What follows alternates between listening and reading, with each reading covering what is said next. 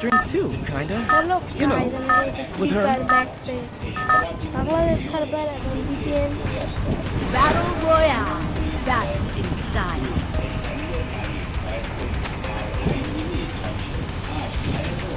Movie দেখতে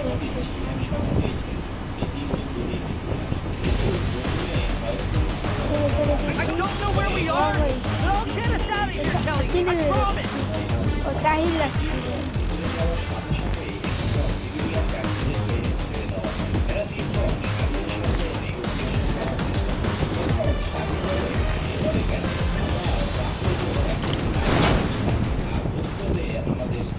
এই তিনজন স্বাধীনের কথা শুনে অবাক হয়ে যায়। তারা উপায় না পেয়ে রাজি হয়। লাইভে স্বাধীনকে দেখা করে একজনকে দেখানো ও ভাই কি করছে করার চেষ্টা করছে। কি করছিল আরেকটি লোককেও দেখানো হয়, সে অনেক চিন্তিত দেখা যাচ্ছে। সে অনেক কাগজপত্র ডকুমেন্টস ঘাটাঘাটি করছে।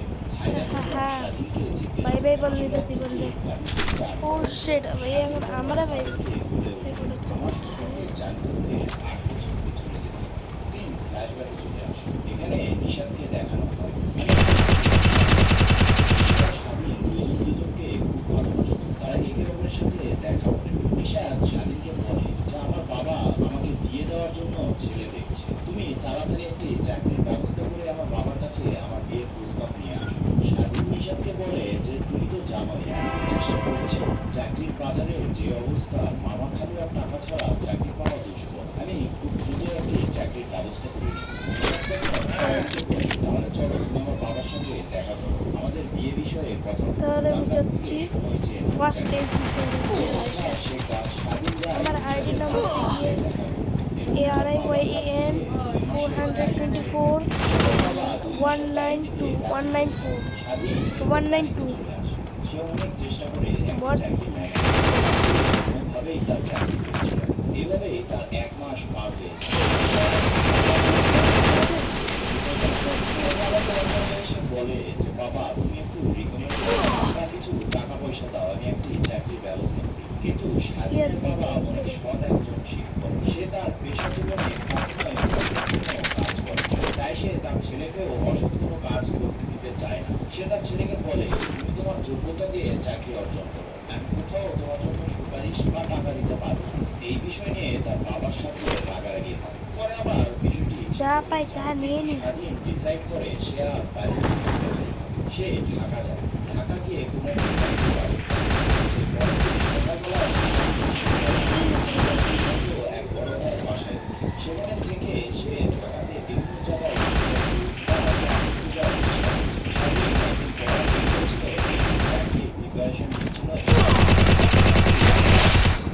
চাকরি পেয়েছে। সে তো মহা খুশি হয়ে যায়। সে নিশাদ এবং বাবাকে Double kill.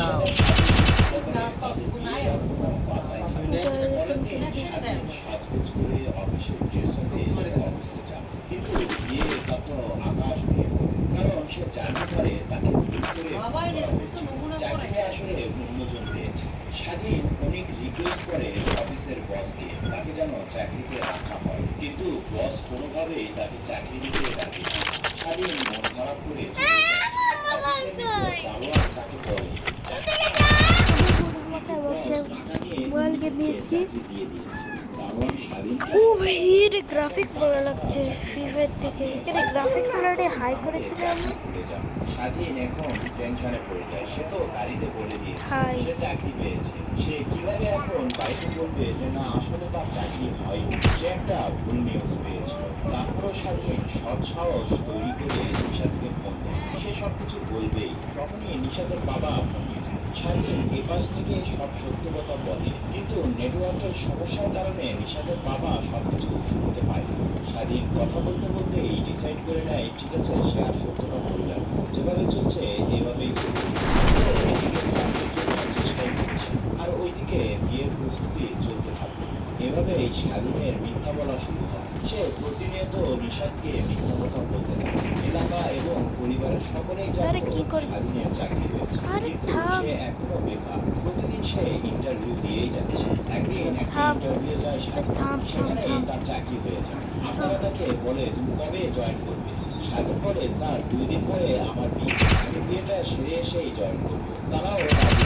স্বাধীনকে কংগ্রাচুলেশন জানিয়ে বিয়ের পরে জয়েন করতে বলে। স্বাধীন তো এই চাকরি পেয়ে মহা খুশি। তারা আর মিথ্যা কথা বলতে হবে না। বিয়ের প্রিপারেশন নিয়ে পরের সকালবেলা গাড়ির এ উদ্দেশ্যে আমার রওনা কি হয়। জানে, গাড়ি কিছু দূর আমি যেতেই নতুন গাড়িতে প্লেয়ার। পুলিশ থামায় এবং Triple kill. তাকে খুনের মামলায় অ্যারেস্ট করে। তাকে বলা হয় সে নাকি হ্যারিস নামের এক ফরেনারকে খুন করেছে। তবে স্বাধীন তাদেরকে বলে হ্যারিস নামের এই ব্যক্তিকে সে কখনো দেখেইনি বা চিনেও না, তাহলে সে কিভাবে তাকে খুন করতে পারে। সে স্বাধীনকে বারবার এই কথাটি বলতো এবং সে এটাও বলে যে 2 দিন পরে তার বিয়ে। তাকে এই বলে বিনা দোষে অ্যারেস্ট না করা হয়নি। কিন্তু কেউই স্বাধীনের কথা বিশ্বাস করে না। স্বাধীনকে একটি ঘরের মধ্যে বন্দি করে রাখা হয়। অন্ধকারের মধ্যে একটি ভয়েস শোনা যায়, কিন্তু তার ফেস দেখানো হয় না। সে স্বাধীনকে জিজ্ঞেস করে কেন তোমাকে অ্যারেস্ট করা Quadra kill. কতজনকে মেরে দিয়েছি আমি? শেষ পর্যন্ত সিনেমাটি বুঝতে 4 জন মেরেছি আমি। অনেক কষ্ট দেওয়া হয়, অন্ধকারে বন্দি করে রাখা হয় এবং অনেক টর্চার করা হয়। 24 ঘন্টা তাকে মারধর করা হচ্ছে। তাকে বলা হচ্ছিল তুই স্বীকার কর, তুই একে খুন করেছিস। কিন্তু স্বাধীন কোনোভাবেই রাজি হয় না এই প্রস্তাবে। সে বলে সে নির্দোষ, সে কাউকে খুন করেনি। আর অন্যদিকে দেখানো হয় নিশা কৌশিকে কোথায় আছে? আস্তে আস্তে সময় গড়িয়ে যায়। বাড়ি থেকে সব মেহমানরা চলে যায়। তখন সকলে জানতে পারে যে স্বাধীনকে পুলিশ অ্যারেস্ট করেছে। যেহেতু স্বাধীনকে অ্যারেস্ট করা হয়েছিল কিন্তু ফাইল করা হয়নি, তাই অবৈধভাবে তাকে অ্যারেস্ট করা হয়েছিল। তার স্বীকারোক্তি জবানবন্দি নেওয়া। শফিউদ্দিন নামে এক পুলিশ কর্মকর্তা তাকে একটি ভিডিও দেয়।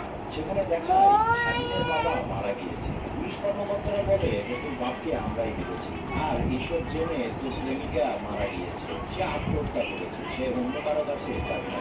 তুই এই খুনটা স্বীকার করে নিয়ে আমরা তোকে অন্তত এই লাশগুলো দেখতে দিব, না হলে তোকে এই লাশগুলো দেখতে দিব না। এটি শোনার পরে স্বাধীনের মাথার তার ছিঁড়ে যায়। সে পাগলের মতো হয়ে যায় আর তার তাণ্ডব লীলা শুরু করে দেয়। সেখানে থাকা সব পুলিশ কর্মকর্তাকে সে একাই মেরে সমাপ্ত করে দেয়। এই ফাইটের মধ্যে এক পুলিশ কর্মকর্তা স্বাধীনের দিকে বন্দুক তাক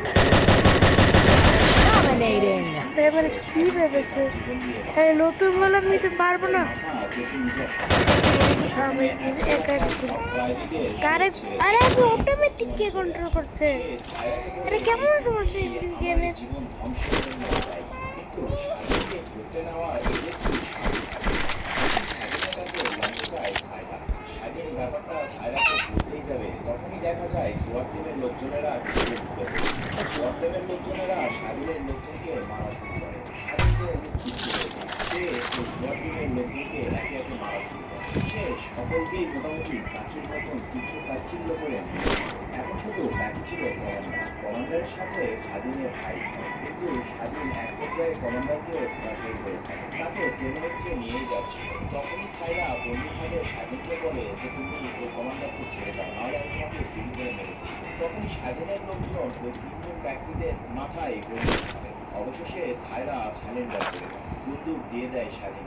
তারা আবার সেই লাইভ অনুষ্ঠানে চলে যায় আর এখানে রিভিল করে স্বাধীনকে কেন অ্যারেস্ট করা হয়েছে। কারণ স্বাধীন ধর্মমন্ত্রীকে বলতে বলে, কিন্তু ধর্মমন্ত্রী বলে যে আমি আসলে কিছুই জানি না। তখন স্বাধীন একটি ভিডিও দেখে, ধর্মমন্ত্রীর বাবার মুখ থেকে মাছ সরিয়ে রেখেছে। তার বাবা অসুস্থ, হাসপাতালে ভর্তি। অক্সিজেন মাস্ক সরানোর কারণে তার বাবা মারা যায়। তখনই ধর্মমন্ত্রী বলতে শুরু করে, অনেক বড় বিজনেস ম্যাগনেট আমজাদ মনসুরের ছেলে, মানে বিগড়ে যাওয়া ছেলে সিয়াম, সে এমন কোনো খারাপ কাজ সে করে না। ড্রাগস, মেয়েবাজি, যাবতীয় সবকিছু। একদিন একটি বিজনেস ডিল করার জন্য তারা একটি হোটেলে আসে বাপ ছেলে। সেখানে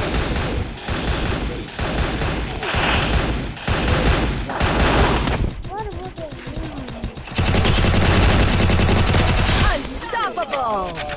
এ কি প্রো ভাই, প্রো গেরি দেখো, নতুন প্লেয়ার, দুনিয়ার সবচেয়ে প্রো প্লেয়ার হয়ে গিয়েছে। আরে সিয়ামকে বলে এখানে নেশা করা যাবে না, এটা নেশা করার জায়গা না। তাদের মধ্যে Rampage. সিয়ামের মধ্যে হাতাটাই শুরু হয়ে যায়। সিয়াম এক পর্যায়ে হ্যারিসকে মেরে ফেলে। এই যে আমার মিত্র তো হয়েছে, করবো কি আর? সিয়াম হ্যারিসকে মেরে ফেলেছে, সে তো ভয়ে হতভম্ব হয়ে যায়। সে কি করবে বুঝে উঠতে পারে ও না। ভাই যদি জানতে পারে আমজাদের ছেলে সিয়াম হারিসকে মেরে ফেলেছে, তাহলে তার অনেক বড় একটি ক্ষতি হয়ে যায়। কারণ হারিসের সাম্রাজ্য এতটাই বড় ছিল যে আমজাদ কিছু শুধু ঠেকাতে পারত। তাই সে নিজে একটি প্ল্যান তৈরি করে। আমজাদ এখান থেকে বের হয়ে এই ধর্মমন্দিরে আইনজীবী ও গ্রামের বাংলার নারীদের সাথে দেখা করতে সব ঘটনা খুলে বলে এবং তাকে হেল্প করতে বলে। মন্ত্রীর হাতে অন্য ক্লাসে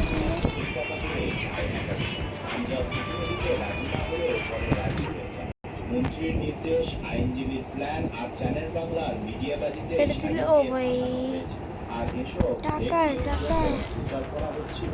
সাইরা তখন এই বাংলা চ্যানেলে জব করতো। তখন সাইরা এসে বাধা দেয়। সাইরা অনেক মানুষ ছিল, তাই সে বারবার বাধা দেওয়ার চেষ্টা করে যে এই অসভ্য নিউজগুলো না চালানোর জন্য। সাইরা সবসময় অপরাধের বিরুদ্ধেই দাঁড়ায়। এসব নিয়ে 109 আমাকে কিছু দিয়ে না আপনারা It was a nightmare to be stuck on the island, but also a good dream too, kinda. You know, with her.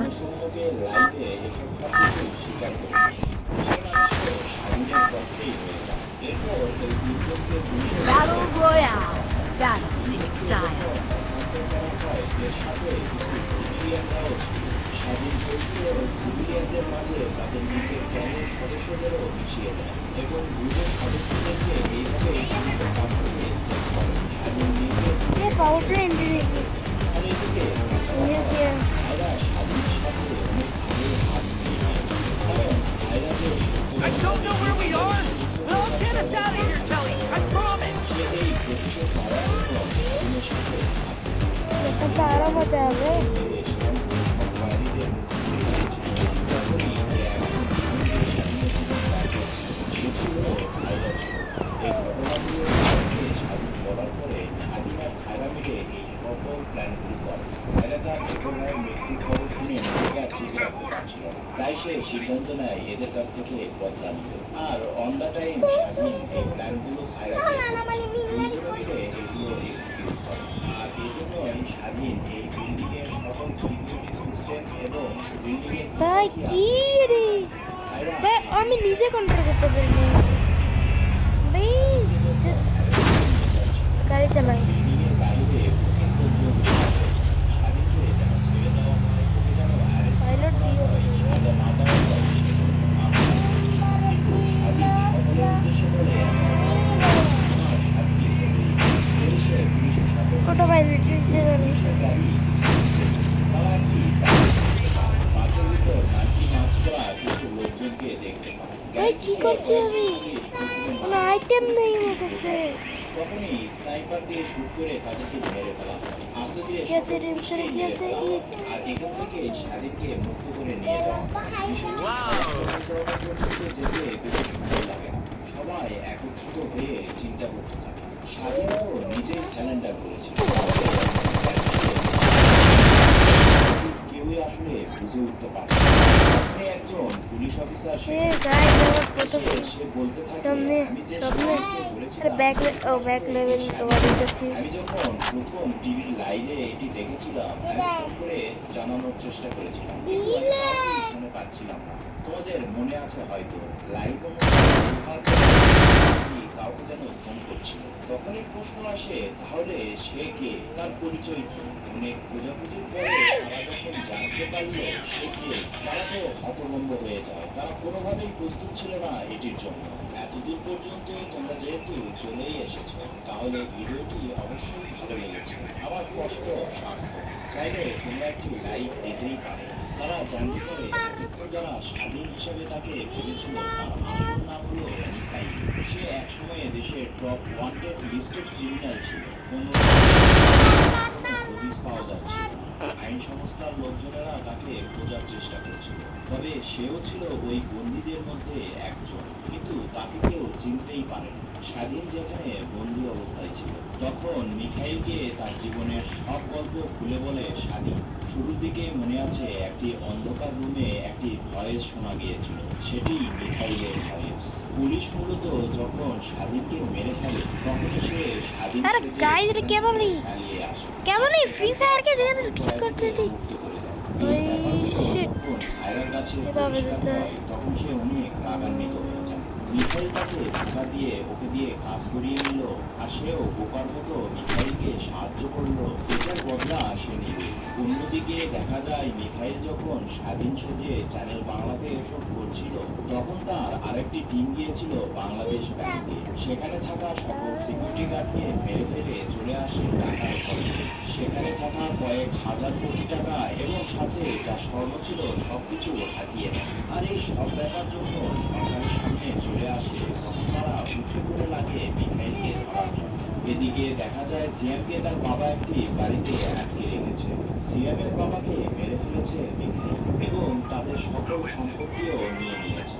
সিয়ামদের হয়ে কাজ করে এরকম একটি লোক সিয়ামকে এসে এই ঘটনাগুলো বলে। সিয়াম তখন নেশার ঘুরে সেই লোকটিকেই মেরে ফেলে। সিয়ামের লোকে এতটাই হিংস্রতা, তুমি দেখলে তোমার মাথা নষ্ট হয়ে যাবে। সে মিখাইল সম্পর্কে এসব জানার পরে বাবার মৃত্যুর প্রতিশোধ নিতে আর তার সম্পত্তি ফেরত পেতে মুখিয়ে ওঠে। সে নিজের কাছে ওয়াদাবদ্ধ হয়, যে করেই হোক সে মিখাইলকে মেরে ফেলবে। তার বাবার মৃত্যুর কোনো মানুষই প্রতিশোধ পাচ্ছি না, সে পাচ্ছি চলে না। আসে আরেকটি গ্যাংয়ের কাছে।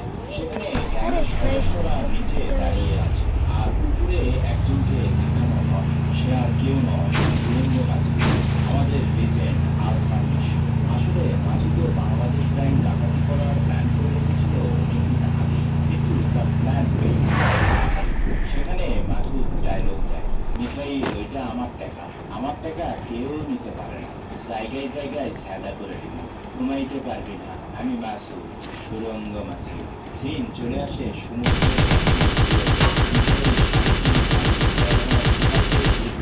দেখিয়ে দেয় সুরঙ্গ মাসুদকে। সিনেমাটি যদি তোমাদের ভালো লেগে থাকে তাহলে তোমরা কমেন্টে তাণ্ডব লিখো, তাণ্ডব করে দাও। তাণ্ডবের যে সেকেন্ড পার্ট আসছে তাও ক্লিয়ার করা হয়। সামনে মিখাইলের অপোজিটে সিয়ামকে দেখানো হবে না সুরঙ্গ মাসুদকে, না দুইজনকে। সেজন্য আমাদের আরো কিছু এটিও one of the best movie of Shakib Khan. আশা করছি তোমাদের ভালো লাগবে। আজকে এই পর্যন্তই। রে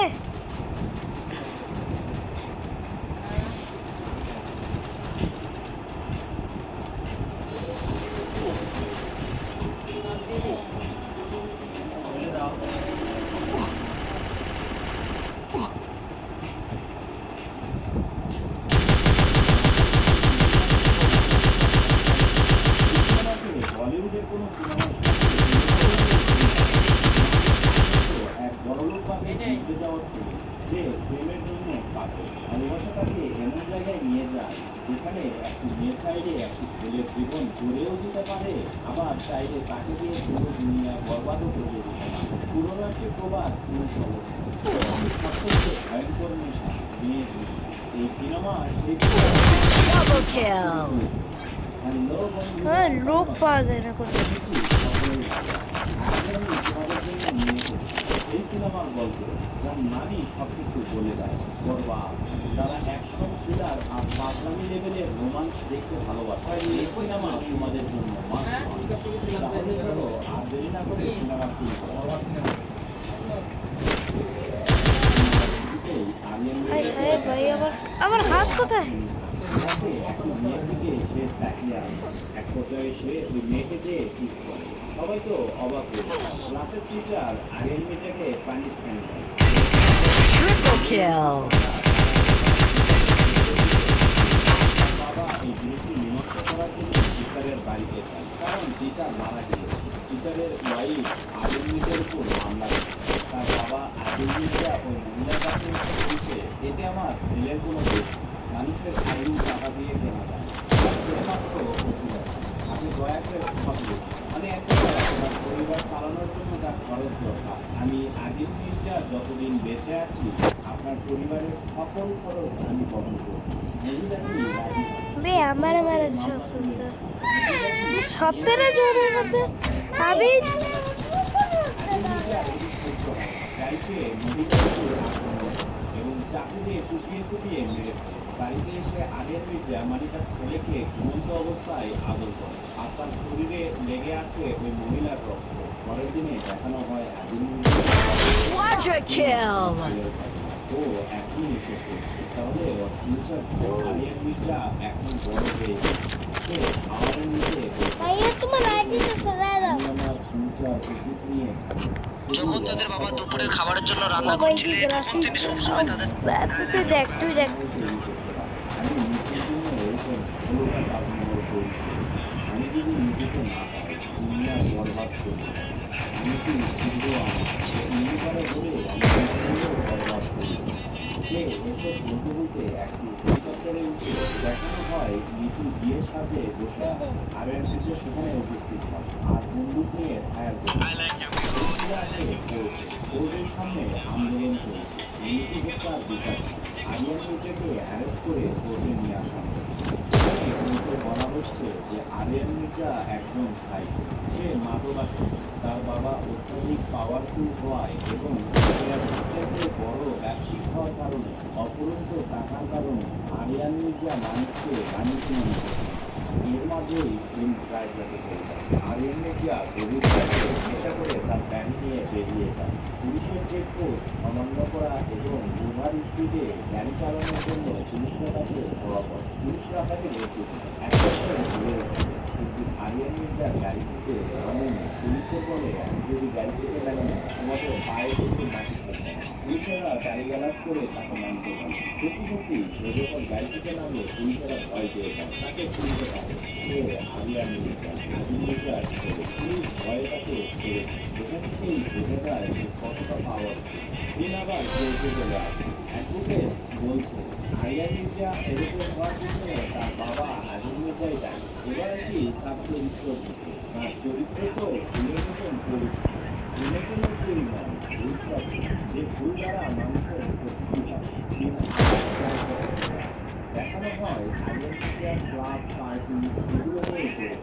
সেখানে যে মেয়েকে পছন্দ হয় সে মেয়েকে জোর করে হোক টাকা দিয়ে হোক বা সে মেয়ের ও ভাই কি মজা আছে কিন্তু। শারীরিক সম্পর্ক। শেষ কোথায় এগুলো দেখে থেকে হঠাৎ একটি মেয়ে মানে এই মুভির নায়িকা সে একটি চ্যারিটি ফান্ডের জন্য আরিয়ান মির্জার কাছে ভাই আজকে তো আবার এই মেরে দিল। লক্ষ্য করেছে কি আরিয়ান মির্জার পায়ে ব্র্যান্ডেড এরকম ব্র্যান্ডেড জুতা যদি তুমি পেয়ে যাও অফারে সীমিত দামের মধ্যে তাহলে কেমন থাকে? তারা তোমাদের জন্য বাতার অফার নিয়েছে। গিফট ভাউচার ৩,০০০ টাকার গিফট ভাউচার পেয়ে যাবে ২৪০০ টাকা। ৫,০০০ টাকা It was a nightmare to be stuck on the island, but also a good dream too, kinda. You know, with her. শোরুমে গিয়ে এই ভাউচার ব্যবহার করে যে কোনো প্রোডাক্ট কিনতে পারবে। তোমরা চাইলে পারচেজ করতে পারো। লিঙ্কটা আমি কমেন্টে দিয়েছি। লিঙ্কটি আমার থেকে পড়বে। তাহলে লিখে করলাম Battle Royale. Battle in style.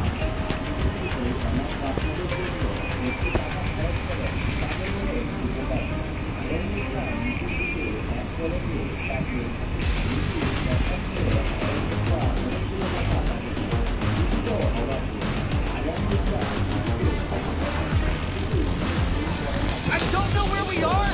They'll get us out of here, Kelly. I promise.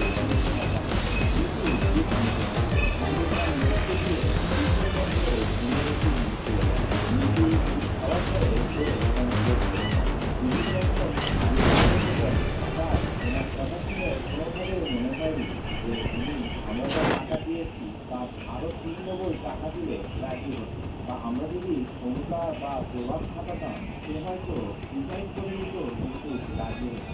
তাই আমি ঘুমের ওষুধ মিশিয়ে দিয়েছি। মানে এখানে বোঝানো হয়েছে নীতির সাথে আরিয়ান মির্জার শারীরিক সম্পর্ক। কিন্তু আরিয়ান মির্জা বলে ওঠে যে যেখানে টাকা আর ক্ষমতা ব্যবহার করেও কোনো কিছু করা যায় না তখন সে জিনিসটি পিওর হয়, 100% এক্সক্লুসিভ হয়। আরিয়ান মির্জা নীতির সাথে তেমন কোনো কিছু না করে নিজের গাড়িতে করে নিজে কোলে করে নিয়ে তার গাড়িতে তার বেডে তাকে পৌঁছে দেয়। ঘুমন্ত অবস্থা নীতিকে আরিয়ান মির্জার পছন্দ হয়ে যায়। সে নিজের ভাই ওকে বলছে অফিসে যায়, গাড়িতে যায় এবং তার সাথে সে অনাথ আশ্রমেও যায়। ভাই এরকম মানুষ পেলে এরা মানুষকে মানুষ পাবে না। নীতিকে বোঝানোর চেষ্টা করে যে কি করেছে? ভালো মানুষ। হ্যাঁ ঠিক রেখেছি। এসব করে রাখে। ওয়াও ওয়াও খেলা কি আর নেশা করা কি তার বিষয়। আরিয়ান মির্জা নীতিকে কি করছে কি করছে? নীতির ফেসে কিছু অস্বস্তি। আরিয়ানের মামার কাছে ফোন আসে এই গাড়ির বিলের জন্য। আরিয়ানের মামা এতে অনেক বিরক্ত। সে এসবে টাকা দিতে চায় না। যে ফোন করেছে তার উপরই রাগারাগি করে। আরিয়ানের মামা এই সম্পত্তি ভোগ করার জন্য আরিয়ান যেন এরকম খরচ না করতে পারে সেজন্য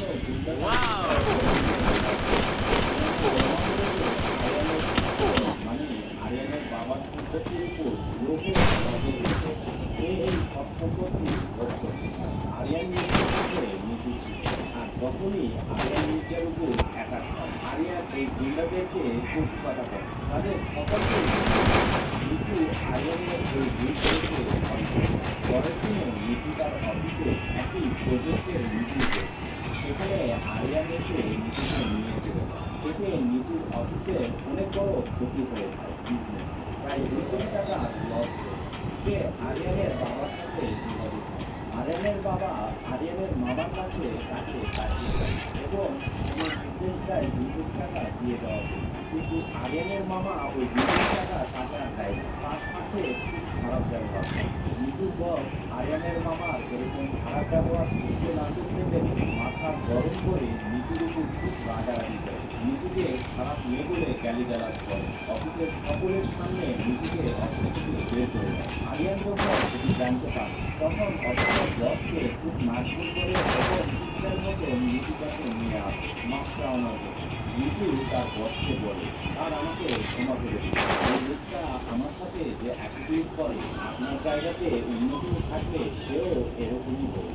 আপনি আমাকে ক্ষমা করে দিন আর আপনি এখান থেকে চলে যান। নিতুর বস সেখান থেকে চলে যায়। আরে ভাই আমি অটোমেটিকে দৌড়াচ্ছি। করতে বলে, আপনি কি চান?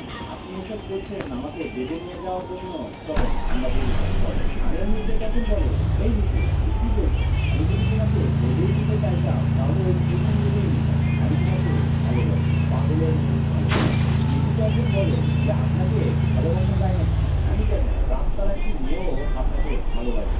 আপনি চাইলে ছোট করে আমাকে বিয়ে করতে পারেন, কিন্তু সেই সংসার হচ্ছে ভয়ের সংসার, ভালোবাসার না। আপনি একটা সাইকো, আপনি মাদক আসেন, সবসময় ঝামেলা করেন, মানুষের কাছে ভালোবাসা পান, আপনাকে ভালোবাসা পায়। এই কথা বলে নীতি সেখান থেকে চলে যায়। ভাই আমি প্রো কিন্তু আজকে আপনারা একটু আগে দেখতে নেই আমি কি করেছি। সে একটি বিরাট পরিবারে এই প্রথমবারই আমি তৈরি করেছি তবে এটা কি কিন্তু তার বাবার সঙ্গে কথা বলে ম্যানেজ করে। কিন্তু আরিয়ানের নেশা একবার ইউটিউবে কি সাবস্ক্রাইব করে অসুস্থ হয়ে যায়। তিনি তখন নিতুকে ফোন করে সেখানে ডেকে নেয়। আর আরিয়ানের অবস্থা দেখে নিতু আরিয়ানকে বলে, আপনি যেহেতু আমার জন্য কষ্ট করছেন আমি আপনার পাশে আছি। আরিয়ান অনেক খুশি হয়ে যায়। সব কষ্ট এখানে বলতেই হয় শাকিব খান মারাত্মক অভিনয় করেছে, 100-তে 100। আরিয়ান সুস্থ হয়ে তার ফ্যামিলির সাথে নিতুকে পরিচয় করানোর জন্য নিয়ে যায়। সে নিতুকে তার দাদি এবং মায়ের সাথে পরিচয় করিয়ে দেয়। এরপর বাবার কাছে নিয়ে যাবে। তার আগে সে তার মামাকে বলে, মামা বাবা কোথায়? তার মামা বলে এখানেই কোথাও আছে। আরিয়ান তার মামার কাছেও নিতুকে পরিচয় করে। এখানে একটি ছেলে ছিল, নাম প্রিন্স। সে আবিদ খানের ছেলে। আরিয়ানের মামা আরিয়ানের সাথে প্রিন্সের পরিচয় করিয়ে দেয়। আরিয়ান প্রিন্সের সাথে নিতুকে পরিচয় করিয়ে দেয়। কিন্তু নিতু নিষেধ করে। কি খ্যাত হাত করা একটি কালচার তুমি এটিও জানো না? আরিয়ান এটি শুনে ক্ষিপ্ত হয়ে যায়। প্রথমে সে প্রিন্সকে কিছু বলে না। পরে প্রিন্স যখন আবার নিতুকে অপমান করে তখন আরিয়ান ক্ষিপ্ত হয়ে যায় আর প্রিন্সের গলা ধরে বলে লিপোরেটরিতে কি করা যায় প্রিন্স তখন চিল্লায় চিল্লায় বলে, আমি মুলটা দিলে এমনিতে বর্তমানে খারাপ হয়ে যায়। তার জন্য তুই আমাকে এভাবে অপমান করবি? আরিয়ান মির্জা তখন আর কিছু বলে না। পরে প্রিন্স যে ক্লাবে বসে সেই ক্লাবে গিয়ে তার লোকজনদেরকে মেরে প্রিন্সের মুখের উপর আরিয়ান মির্জা নিতে যায়। সুতরাংকে প্রিন্সের বাবা আবিদ খানের সাথে সে তার বাবাকে বলছে, আরিয়ান আমার সাথে এসব করলো, তুমি কিছুই করতে পারছো না, কিছুই করবে না। আরিয়ান থেকে এক্ষেত্রে আসতে প্রিন্সের বাবা তখন এই জন্যই সে বেশি না কি পরিমাণে ডেঞ্জারাস সেজন্য তাকে দেখে সেই মায়ের কাছে চলে আসে। দেখানো হয় আমার এসি বারান্দায় রাত করার জন্য আর কর্মকর্তাকে তারা সকলকে সঙ্গীত নিয়ে এসেছে। কারণ আরাম এসি বলতে রেস্টুরেন্টে এবং পুলিশ কর্মকর্তারা এসে গাইস গ্রেফতার করা এদিকে আর পুলিশের হাতে বন্দুক রেখে বলে তাকে মারার জন্য এই পাওয়ার দিয়ে তোমরা দাঁড়িয়ে আছে এসব দিয়ে আমার কিছু আমাকে নাচতে হলে নাচতে এই বলে কয়েকটি বন্দুক রেখে পুরো থানা সব পুলিশ কর্মকর্তাকে পুলিশে থানা প্রশ্ন কয়েকবার দেখা হয় আরামকে তার বাবা রিপোর্ট করে আমি তার ছেলেকে বলে সেজন্য আমি দেশে আসা তার জন্য দেশ থেকে চলছে সে যেন দেশে না আসতে সে অকাম করে তো চলে যায় কিন্তু সেটি সময় দিতে হয় আমার তখন ফিক্স হয়ে আরিয়ান আমার বুকের উপর বুঝতে দিল তুমি এভাবে শান্ত থাকবে তোমার মধ্যে রেখে বুঝতে দিত তখন তুমি কি করবে আমি ফিক্সকে থাকতে বলে আরিয়ানের বাবা একটি বিক্ষোভ তাদের সাথে নাগারাজে ঘুরে চিনতে অভ্যুষে পৌঁছাচ্ছে তখনই আরিয়ানের মামা গাইস আমার ভিপিএন এখন আমি আমার ভিপিএনটি যদি আমি বন্ধ করে দিই এবার ভিপিএন অন্য যেমন ভিপিএন এখন আমার আছে এটা যদি ভিপিএন বন্ধ করে দিই আমার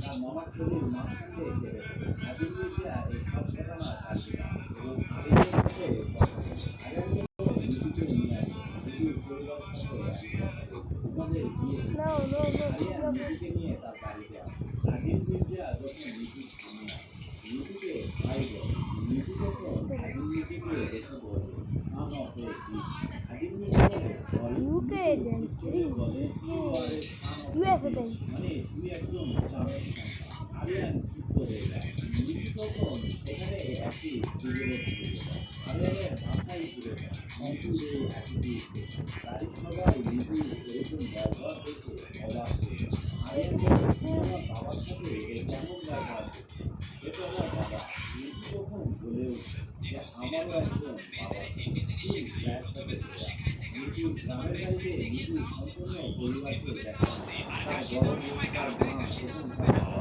এবং তার বাবা সহজ সরল আর এদিকে দেখানো হয় আদিল মির্জা যে পার্টি করে প্রধানমন্ত্রীকে মারার জন্য তার ছেলে যেমন কোনো প্ল্যান করে অফার থেকে চেক করি প্রধানমন্ত্রীকে বোমা মেরে ফ্রি আর একই প্ল্যান করে ওই দলেরই বড় বড় নেতা আর এখানে প্রধানমন্ত্রীর ছেলে পেড গেমস পেড ফাস্টিং প্রধানমন্ত্রীর এই মামলায় ফাঁসিয়ে দেয় আর তার কাছে থেকে জবানবন্দি নিয়ে নেয় যে সেই এই হামলা করেছে তখন পুলিশ গিয়ে নীতির বাবাকে